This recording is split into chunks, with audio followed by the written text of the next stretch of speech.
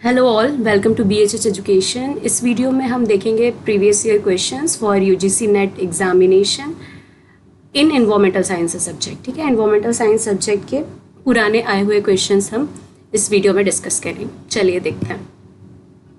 पहला क्वेश्चन 1 है, thermal stratification of aquatic ecosystem take place in. Options are tropical lake, temperate lakes, glacier lake, meandering rivers. ठीक है, तो stratification का मतलब होता है स्ट्रेटा में डिस्ट्रीब्यूट होना। स्ट्रेटा यानी कि वर्टिकल क्लासिफिकेशन।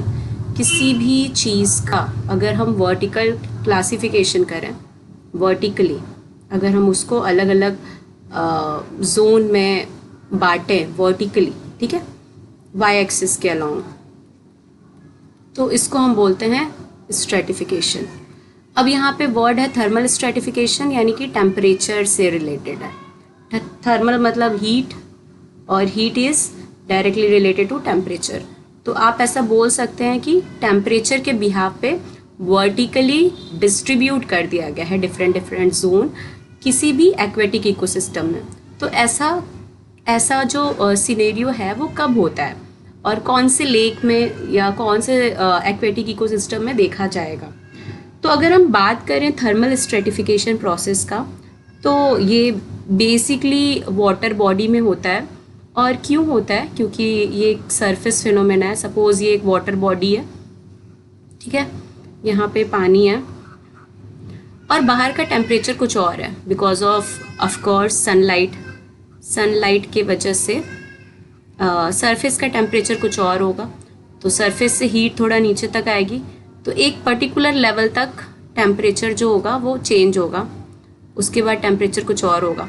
तो इस तरह का फिनोमेना कहाँ पे देखा जाता है? तो ऐसा फिनोमेना देखा जाता है टेम्परेट लेक में। तो टेम्परेट लेक आपका सही जवाब हो जाएगा, क्योंकि ट्रॉपिकल में जो क्लाइमेटिक कंडीशन है, मतलब वेदर जो होता है टेम्परेचर के टर्म्स में भी थोड़ा स्टेबल होता है, ठीक है। लेकिन टेम्परेट में क्या है, चेंज होता रहता है। समर के मंथ में कुछ और होगा, ठीक है, विंटर्स में कुछ और होगा। तो टेम्परेट लेक में ये सीन देखने को मिलता है, स्पेशली अगर हम बात करें तो समर के टाइम में, ठीक है। समर के टाइम में क्या होता है कि अलग अलग लेयर्स बन जाती हैं। तो जो सबसे ऊपर वाली लेयर होती है उसको हम बोलते हैं ईपी लिम्नियन, LIMNION, ईपी लिम्नियन, ठीक है। ये गर्म होता है of course because of the sunlight. फिर उसके बाद थर्मोक्लाइन, ठीक है। थर्मोक्लाइन जो होता है वो बीच का लेयर होता है, मिडिल लेयर होता है, जहाँ पे टेम्परेचर तेज़ी से ड्रॉप होता है, यानी कि कम होता है। जो सरफेस वाटर है, यानी कि ईपी लिम्नियन वाला पोर्शन, वहाँ पे क्या है, टेम्परेचर ज़्यादा है because of absorption of sunlight, ठीक है। और जो सेकेंड है थर्मोक्लाइन वाला रेंज, वहाँ पे क्या है, टेम्परेचर तेज़ी से कम हो रहा है, डाउनफॉल हो रहा है टेम्परेचर का, ठीक है, थर्मोक्लाइन बोलते हैं उसको। और हाइपोलैम्नियन नीचे का टेम्परेचर होता है वाटर बॉडी का, हाइपोलैम्नियन, ठीक है, जो कि कोल्ड होता है और डेंस होता है, ठीक है। यहाँ तक सनलाइट आ नहीं रहा है, टेम्परेचर नीचे आते आते बहुत गिर जा रहा है, तो ये हाइपोलैम्नियन कंडीशन जनरली होता है यहाँ पे, ठीक है। सो ईपीलैम्नियन, थर्मोक्लाइन एंड देन हाइपोलैम्नियन, ये 3 तरह के जोन पाए जाते हैं आपका थर्मल स्ट्रेटिफिकेशन प्रोसेस में। तो ऐसा देखने मिलता है आपको समर टाइम में, during summer at temperate lake. Tropical lake में क्या होता है, स्ट्रेटिफिकेशन होता है इसमें भी, लेकिन क्या होता है ना कि ये पूरे साल के अराउंड ये थोड़ा एक स्टेबल सा जोन होता है ट्रॉपिकल एरिया, ठीक है। तो बहुत ज़्यादा फ्लक्चुएशन देखने मिलता नहीं है। ग्लेशियर की बात करें तो ग्लेशियर और रिवर में because of the continuously flowing ऐसा एटमॉस्फेयर नहीं बन पाता है। और ग्लेशियर में भी मोस्ट ऑफ द टाइम वो कोल्ड ही रहता है, सॉलिडिफाइड रहता है, तो उसमें कोई सेंस नहीं बनता है कि इतना ज़्यादा आपका थर्मल स्ट्रेटिफिकेशन देखा जाए। सो यहाँ पे जो सही जवाब है वो टेम्परेट लेक ही है, ठीक है। Next question, the scale length of a pressure variation in atmosphere in vertical direction is about. Scale length के बारे में पूछ रहा है, तो हमें पता है कि जब हम एटमॉस्फेयर में ऊपर की तरफ जाते हैं तो क्या होता है, प्रेशर चेंज होता है, प्रेशर वेरी करता है ओवर द टाइम। ठीक है, तो इसका जो सही जवाब है वो है approximately, not exactly but approx 7 kilometre ये होता है आपका। ठीक है, और ये एक जनरल अंडरस्टैंडिंग पे बेस है कि एटमॉस्फेरिक साइंस में जहाँ प्रेशर एक्सपोनेंशियली डिक्रीज होता है विथ एल्टीट्यूड। ठीक है, यानी कि प्रेशर जो है वो एक्सपोनेंशियली कम हो रहा है एल्टीट्यूड के साथ। हाइट हम जैसे जैसे बढ़ा रहे हैं, pressure exponentially e to the power e, ठीक है, एक्सपोनेंशियली चेंज हो रहा है हाइट के साथ। तो ये एक एटमॉस्फेरिक फिनोमेना है जहाँ पे प्रेशर एल्टीट्यूड के साथ चेंज होता है। फॉर एवरी 7 किलोमीटर्स और so you exceed the atmospheric pressure रफली हाफ्स। तो लगभग 7 किलोमीटर के आसपास जैसे जैसे हम ऊपर जाते हैं एटमॉस्फेरिक प्रेशर हाफ हो जाता है। सपोज सरफेस पे हम 1 एटमॉस्फेयर फील कर रहे हैं, आप 7 किलोमीटर हाइट पे चले गए, ठीक है, वर्टिकली आप 7 किलोमीटर अराउंड ऊपर चले गए, तो ये हाफ हो जाएगा, यानी कि 0.5 ATM प्रेशर आप एक्सपीरियंस करोगे at the height of 7 kilometres. तो कुछ इस तरह का इनका हिसाब किताब है। तो approximately 7 kilometre is the right answer for this question. अगला क्वेश्चन है, which radioactive element is considered as an indoor pollutant. So कौन सा रेडियो एक्टिव एलिमेंट है जो कि इंडोर पॉल्यूटेंट की तरह देखा जाता है। तो ये सब तो नॉर्मल एलिमेंट्स हैं और आपको पता है कि ये रेडियो एक्टिव तो नहीं है। ठीक है, so radon is the option right answer according to this option. और रेडॉन एक्चुअली अंडरग्राउंड एरियाज में ज़्यादा पाया जाता है, ऐसे बिल्डिंग्स में, ऐसे घर में जो कि जहाँ पे बेसमेंट और क्रॉल स्पेस अवेलेबल होता है। ठीक है, क्योंकि ये अर्थ से रिलीज़ होता है, सॉइल से रिलीज़ होता है, तो अंडरग्राउंड पोर्शन क्या होता है, इसके कांटेक्ट में ज़्यादा आएगा और बहुत सारे हेल्थ रिस्क देखे जाते हैं, लंग कैंसर वगैरह, because of the radon exposure. So according to this options available option, radon is the right answer for this question. अगला क्वेश्चन है, in a closed thermodynamic system across its boundaries. तो आपने suppose एक piston लिया है, ठीक है, piston क्या है, एक एग्जाम्पल है सिस्टम का जो कि क्लोज है। ठीक है, क्लोज सिस्टम है। तो आपको पता है कि जब हम क्लोज्ड थर्मोडायनेमिक सिस्टम की बात करते हैं तो हम 3 चीज़ों के बारे में बात करते हैं कि क्या इस पे मटेरियल का एक्सचेंज हो सकता है, ठीक है, क्या इस पे टेम्परेचर चेंज किया जा सकता है, क्या इस पे किसी भी प्रकार का वर्क डन किया जा सकता है। टेम्परेचर का मतलब हीट से, ठीक है। सो अगर क्लोज सिस्टम है तो मटेरियल एक्सचेंज नहीं करेगा, ठीक है। बट अगर ये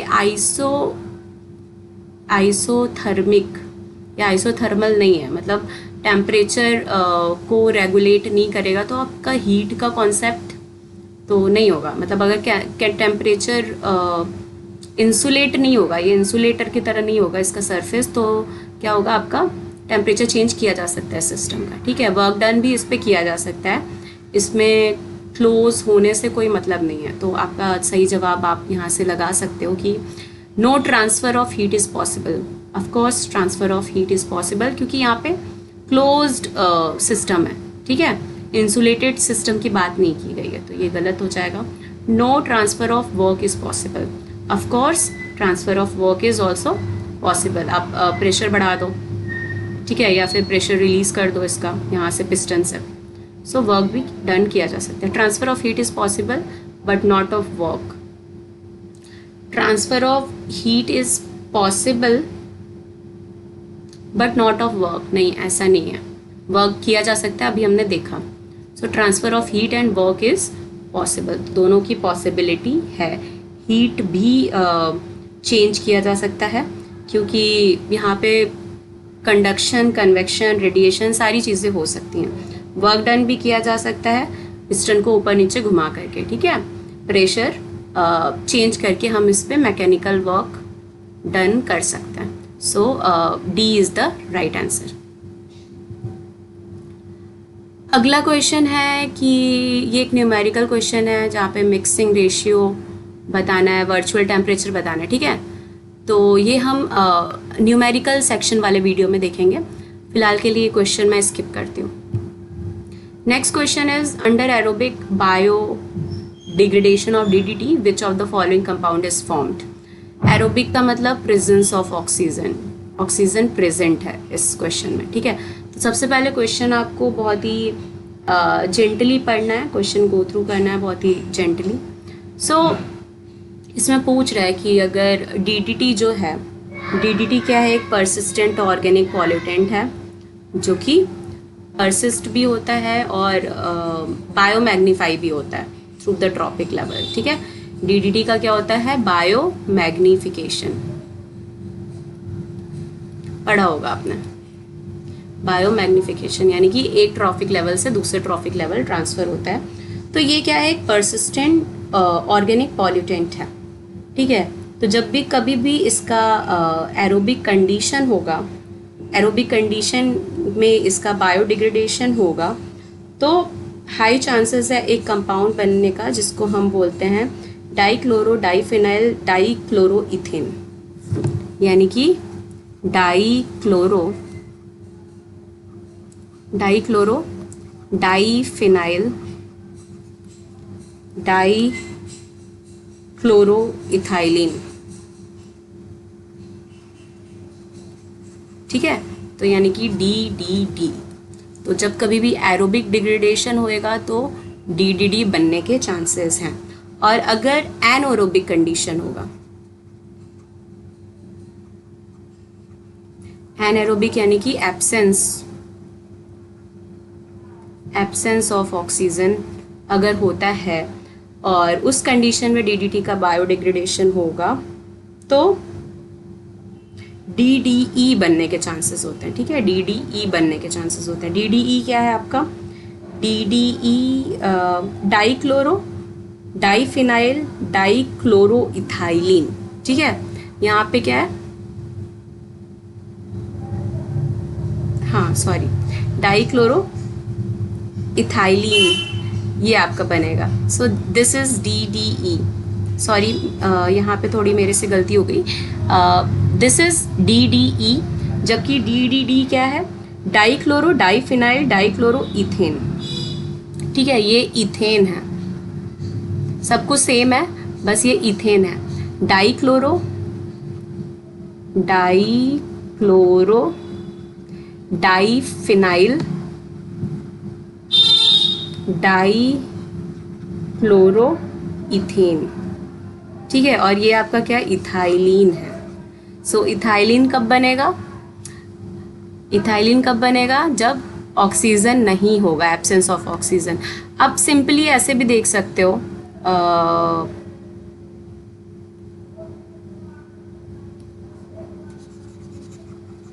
ठीक है, आप ऐसे भी देख सकते हो कि जब हमारे पास कोई भी हाइड्रोकार्बन है और ऑक्सीजन का प्रेजेंस इनफ है, ठीक है, ऑक्सीजन अगर सफिशिएंट अमाउंट में है तो क्या होगा, वो हमेशा सैचुरेटेड हाइड्रोकार्बन बनाता है, ठीक है। तो ये इसके लास्ट में क्या है, इथेन है। इथेन यानी कि CH3,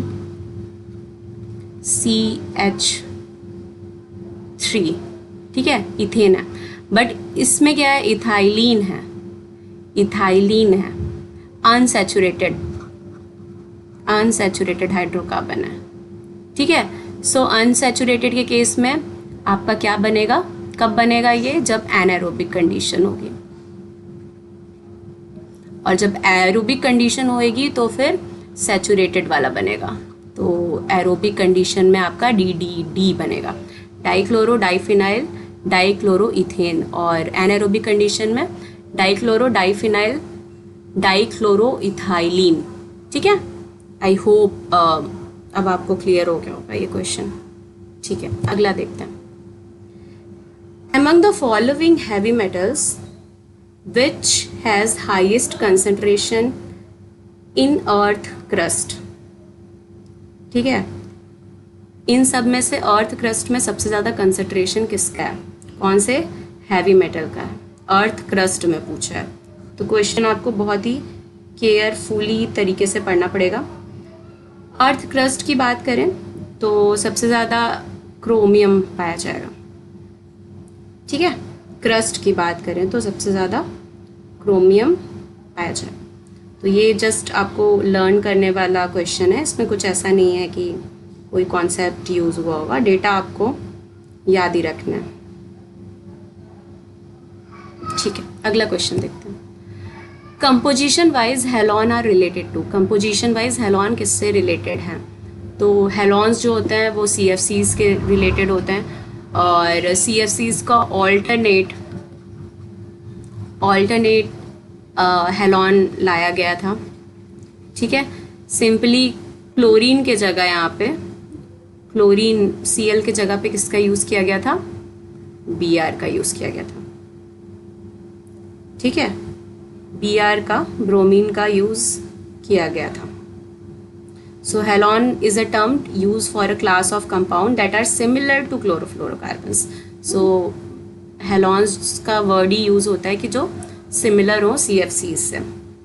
ठीक है, और इसमें ब्रोमीन होता है instead of chlorine. Fire exhauster की तरह इसको यूज़ किया जाता है due to their effectiveness in suppressing fire. So आपको एक और क्वेश्चन बन सकता है यहाँ पे कि फायर एग्जॉस्टर जो होता है, ठीक है, फायर एग्जॉस्टर में किसका यूज़ किया जाता है? तो उसमें हेलॉन्स का यूज़ किया जाता है, क्योंकि इसके पास प्रॉपर्टी होती है कि ये फायर को कम कर सके, सप्रेस कर सके। ठीक है, हेलॉन का भी रिलेशन है ओजोन डिप्लेशन से। तो अगर आपको अगला क्वेश्चन ये भी पूछ सकता है कि halons are responsible for the ozone depletion और not. So halons have been link to ozone depletion, क्योंकि इधर भी हेलॉन मतलब ब्रोमीन है, ब्रोमीन भी रिएक्ट करता है और सेम सारी चीज़ें जो रिएक्शन है वो सेम क्लोरीन जैसा होता है, बट क्लोरीन जितना फास्ट नहीं होता, बट होता है। ठीक है, तो ओजोन होल के लिए ये भी रिस्पॉन्सिबल है।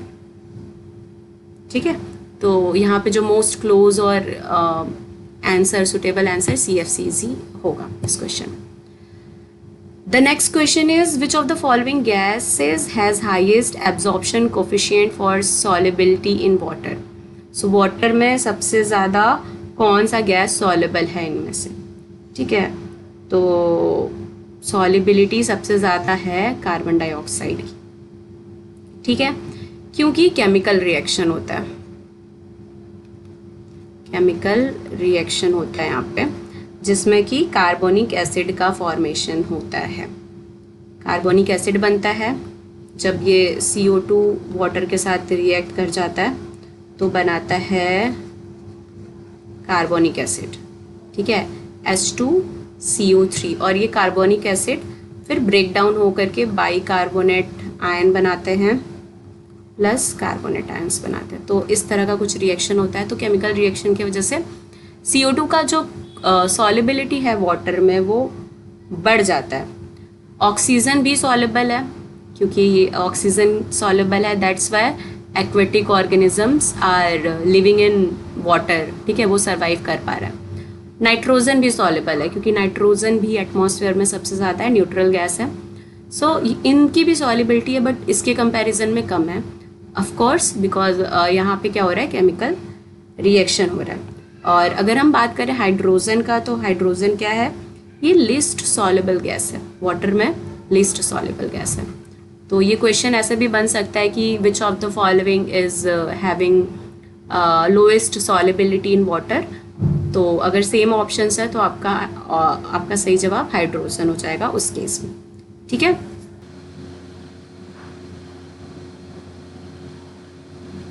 So next question is quantity of glucose required to prepare 1000 ml of 5% solution. So 5% solution आपको प्रिपेयर करना है 1000 ml, तो कितना क्वांटिटी आपको ग्लूकोज का चाहिए होगा। मॉलिक्यूलर वेट दिया है, मॉलिक्यूलर वेट से कुछ खास लेना नहीं है। सिंपली अगर हम 5% सॉल्यूशन की बात करें, ठीक है, तो 5% का मतलब 5 gram of glucose C6H12O6 in 100 ml of water, ठीक है, इन 100 ml ऑफ वाटर। तो अभी हमें कितना बनाना है, 1000 ml बनाना है। 1000 ml के लिए हमें कितना चाहिए होगा, 50 ग्राम, ठीक है। सो 50 gram is your right answer. Question solve, ठीक है। आपको कंफ्यूज करने के लिए मॉलिक्यूलर वेट दिया था, ये कॉमन सेंस पे क्वेश्चन था। नेक्स्ट अगला क्वेश्चन है endemic species are. Endemic species किन को कहते हैं? इंडेमिक स्पीशीज ऐसे स्पीशीज होते हैं जो एक पर्टिकुलर एरिया में रहते हैं, वो कहीं और नहीं पाए जाते हैं, ठीक है। हमने पढ़ा था ये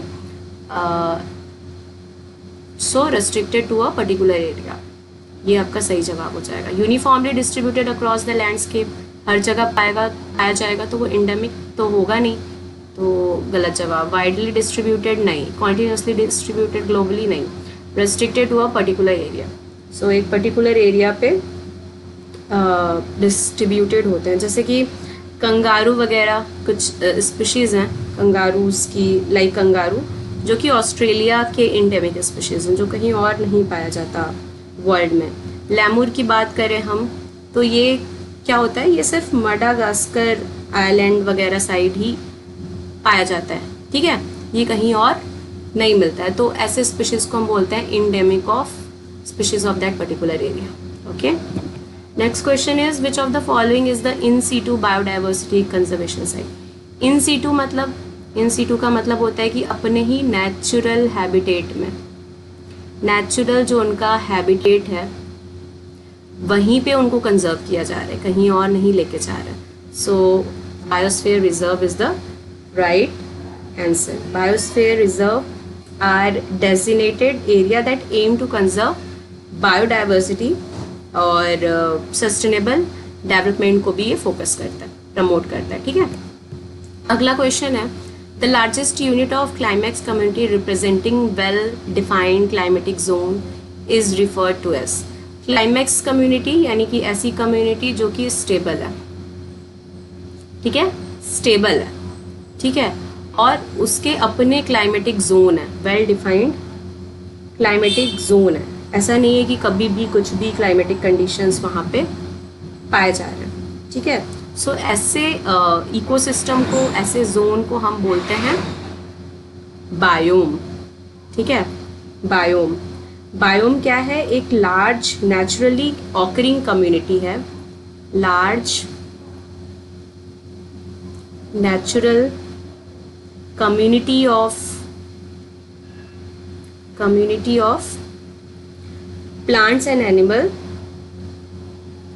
ठीक है, मतलब कि जो भी ऑर्गेनिजम्स हैं, plants, animals, that occupy specific habitat और उनका पर्टिकुलर क्लाइमेटिक कंडीशन होता है। प्लांट एनिमल दैट ऑक्यूपाई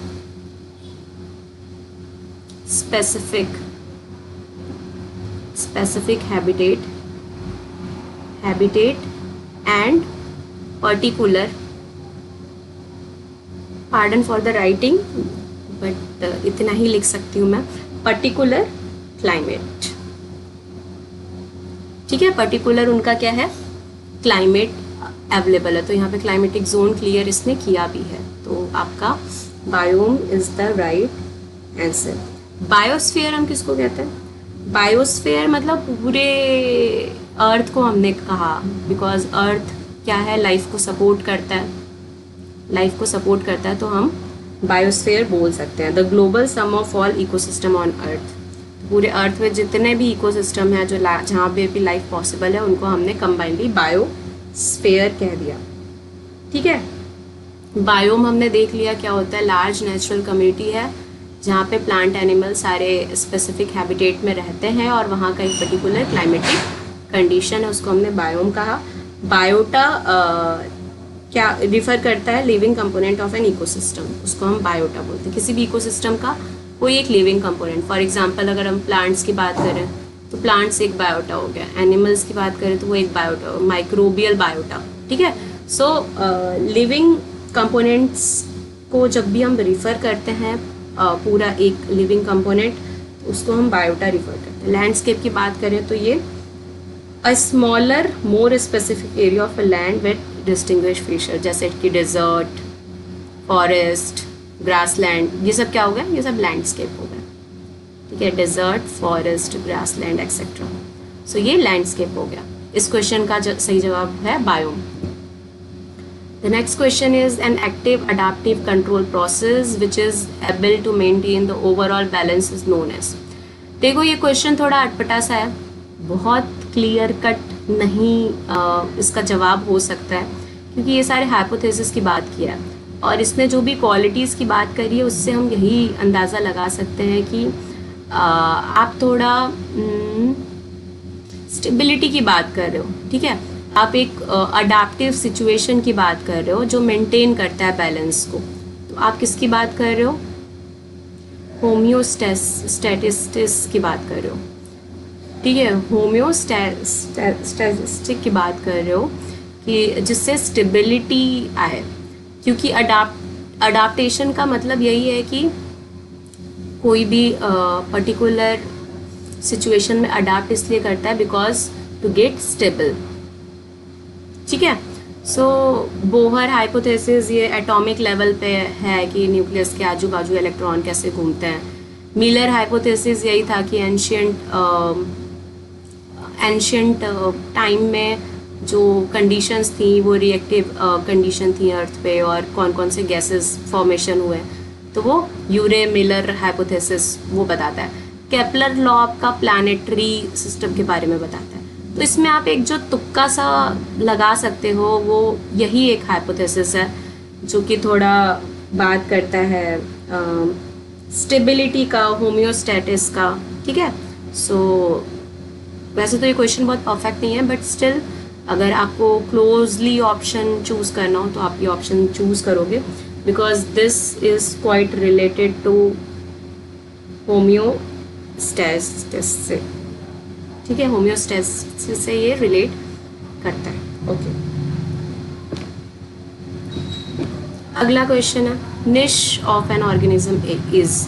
निश किसी ऑर्गेनिज्म का क्या होता है? सो निश किसी ऑर्गेनिज्म का उसका प्रोफेशन होता है, ठीक है, रोल या फंक्शन। सो इन इकोलॉजी निश रिफर टू रोल और function of an organism. Address तो मतलब जहाँ वो रहता है वो हो जाए, और प्रोफेशन की बात करी जाए कि फॉर एग्जांपल जैसे की स्टोन स्पीशीज़ की आप बात कर रहे हो, की स्टोन स्पीशीज़ की बात कर रहे हो, तो वो क्यों इम्पोर्टेंट है? Because they do some kind of function अपने रोल की वजह से उनका इम्पोर्टेंस है। So this is the professional address of an organism which is called as niche, ठीक है। अगला क्वेश्चन है out of the total fresh water volume of the frozen come from, मतलब टोटल जो फ्रेश वाटर है उसका frozen component कितना है? फ्रोजन मतलब कि ग्लेशियर्स, आइस केप्स के फॉर्म में कितना टोटल फ्रेश वाटर प्रिजर्व है? तो this is around 70%. About 3/4 of Earth fresh water is stored in glaciers and ice cap, which means लगभग 70 to 75%, ठीक है। नेक्स्ट क्वेश्चन इज कि क्यू क्या है आपका? स्टीम है, स्टीम फ्लो है, पी प्रेसिपिटेशन है, ई इवेपो ट्रांसपोर्टेशन है, डेल्टा एस क्या है? Net change in storage, delta T क्या है? Net change undergoes underground transfer and the basic water balance equation क्या है? बेसिक वाटर बैलेंस इक्वेशन जो आपका होता है वो precipitation is equal to Q, यानी कि कितना स्ट्रीम फ्लो आया है प्लस कितना इवेपो ट्रांसपिरेशन हुआ है, ठीक है, plus net change in storage कितना हुआ है, ठीक है, प्लस नेट अंडरग्राउंड ट्रांसफर कितना हुआ है। So this is the P precipitation, आप इसके बेसिस पे निकालते हो, ठीक है। हमें क्या पता करना है? हमें स्टीम फ्लो के फॉर्म में यहाँ पे दिया है कि स्टीम फ्लो कितना हो रहा है। तो जब आप इस इक्वेशन को इस फॉर्म में लिखोगे, जब आप इस इक्वेशन को इस फॉर्म में कन्वर्ट करोगे कि हमें Q निकालना है, ठीक है, सो ये कुछ ऐसा बनेगा, Q is equal to P minus E minus delta S minus delta T, ठीक है। यानी कि हमें स्ट्रीम फ्लो बताना है, तो हम क्या करेंगे, प्रेसिपिटेशन टोटल जितना हो रहा है उसमें से माइनस करेंगे इवेपो ट्रांसपिरेशन, और स्टोरेज चेंज को भी माइनस करेंगे क्योंकि हमें फ्लो पता करना है, ठीक है, और नेट अंडरग्राउंड ट्रांसफ़र को भी माइनस करेंगे तो हमें पता चलेगा। तो ऐसा ऑप्शन है आपका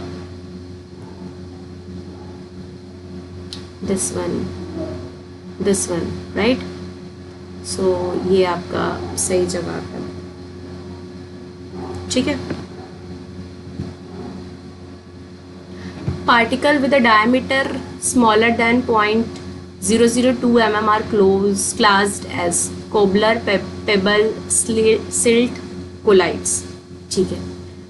देखो इस क्वेश्चन में भी ऑप्शन ये और अच्छा दे सकता था। पहले तो यहाँ पे इसने पार्टिकल्स की बात करी है, ठीक है, तो हम भी थोड़ा पार्टिकल की बात कर लेते हैं। तो जब हम पार्टिकल की बात करेंगे तो क्ले जो पार्टिकल है उसका साइज होता है लेस देन और इक्वल टू 0.002 mm, ठीक है। इससे बड़ा होता है सिल्ट। सिल्ट का जो साइज होता है 0.002 और 0.002 to 0.05 mm, ठीक है, इनके बीच का होता है। इससे बड़ा होता है सैंड। सैंड का पार्टिकल होता है 0.05 mm टू 2 mm, मिलीमीटर में बात हो रही है, 2 mm, ठीक है। अगर हम पेबल्स की बात करें तो पेबल्स 2 mm टू 64 mm होता है। अगर हम कॉबलर्स की बात करें तो ये होते हैं 64 mm टू 256 mm, ठीक है। सो जब आप ये डेटा देखोगे तो आपको ऐसा लगेगा कि यहाँ पूछा है diameter smaller than 0.2 mm, smaller than 0.2 mm, तो इस हिसाब से सही जवाब तो आपका क्ले होना चाहिए, क्योंकि लेस देन 0.2 mm क्ले में ही होता है, बट क्ले तो कहीं ऑप्शन में है ही नहीं, ठीक है, क्ले ऑप्शन में नहीं है। बट अगर आप क्ले की प्रॉपर्टी देखोगे तो क्ले जब वाटर में डिजॉल्व होता है तो वो कोलॉइड्स बनाता है, कोलाइडल प्रॉपर्टी उसकी होती है। So this question is quite confusing, क्योंकि हम एक नियर बाई आंसर लगा सकते हैं, नियर बाई आंसर लगा सकते हैं सिल्ट का, ठीक है, बट स्मॉलर देन पूछा है तो इसलिए सिल्ट भी बहुत सही जवाब नहीं है। और कोलाइड्स हम इसलिए नहीं लगा सकते हैं क्योंकि यहाँ पे पार्टिकल्स की बात की है। सो आपके ऊपर है अब ये क्वेश्चन कि आप देख लो इसका सही जवाब कोलाइड्स होएगा या सिल्ट होएगा, क्योंकि मैंने ये बता दिया। सिल्ट क्यों नहीं हो सकता, क्योंकि स्मॉलर देन बोल रहा है, और कोलाइड्स क्यों नहीं हो सकता है, क्योंकि पार्टिकल्स की बात कर रहा है यहाँ पे, ठीक है। So this question is quite confusing type.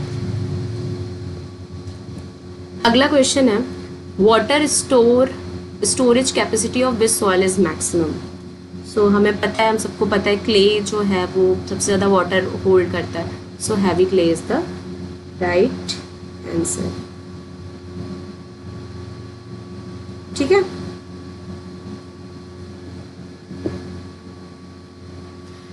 Which among the following is not a hot desert.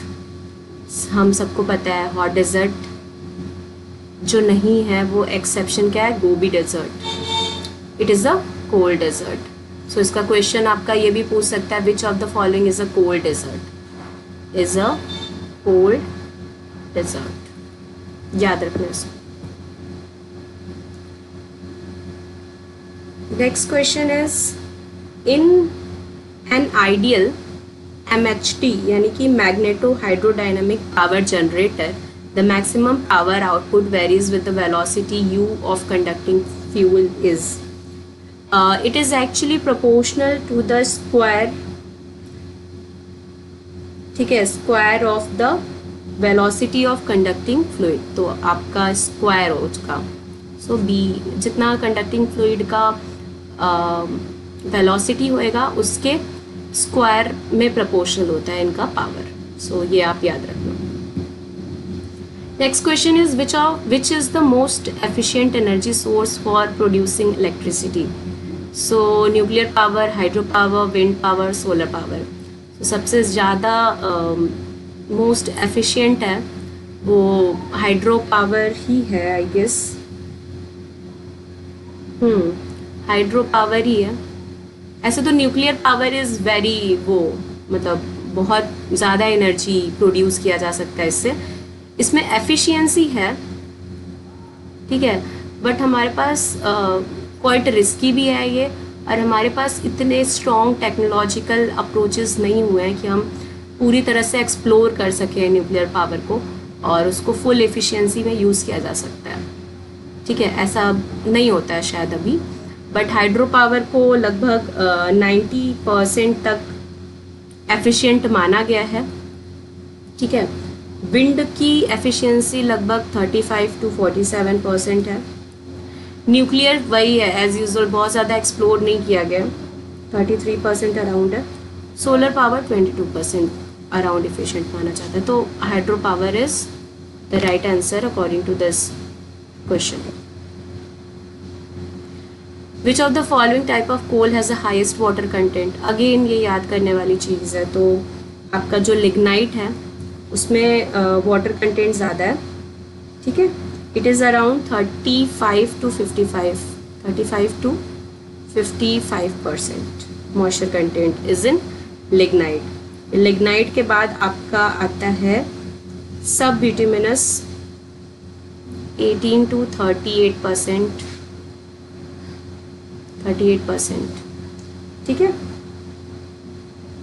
फिर bituminous 8 to 18% अराउंड, फिर एंथ्रासाइट में 7 to 10% अराउंड. ठीक है, next question is energy intensity is the amount of energy. Energy intensity क्या होता है? So produced per unit gross domestic product, consumed per unit gross domestic product. So इसको simply आप याद रखने के लिए कर दो कि आप जो इलेक्ट्रिसिटी देते हो वो यूनिट वाइज देते हो जितना आप कंज्यूम करते हो. ठीक है, इंटेंसिटी का. So consumed per unit gross domestic product, ये आपका सही जवाब. याद करने का तरीका मैंने बता दिया. अगला क्वेश्चन है which is the cleanest fuel for power generation. के लिए क्लीनेस्ट फ्यूल कौन सा है? सो हाइड्रोजन जो है वो क्लीनेस्ट फ्यूल है पावर जनरेशन के लिए अकॉर्डिंग टू अवेलेबल ऑप्शन. ठीक है, क्यों? क्योंकि एज अ मतलब जब आप हाइड्रोजन गैस को वो करते हो, यूज़ करते हो, ठीक है, फ्यूल के फॉर्म में, तो एक तो एफिशिएंसी इसकी ज़्यादा है और उसके बाद जो इसका बाई प्रोडक्ट है, बाई प्रोडक्ट जो है वो हार्मफुल नहीं है क्योंकि वो वाटर है, H2O है. ठीक है, वाटर है तो it is not harmful, that's why. अगर आप वाटर को यूज़ कर रहे हो मतलब वही हाइड्रो एनर्जी, तो बहुत सारा थर्मल एक्सप्लॉयटेशन होता है. ठीक है, यूरेनियम को आपको पता ही है कि बहुत सारे निगेटिव इफ़ेक्ट हैं यूरेनियम को as a energy source use करने में. कोल को आपको पता है pollution, air pollution is the one of the major reason of using coal as a power generation. ठीक है, so hydrogen is the right answer. तो इस वीडियो में इतना ही. आगे के वीडियोस में हम आगे के क्वेश्चंस देखेंगे. सो अगर आपको हमारा कंटेंट यूज़फुल लगा हो, so please don't forget to like, subscribe and share our videos. Okay, and subscribe yourself to our channel so that you will get notification of our further PYQs videos. Okay, thank you for watching this video.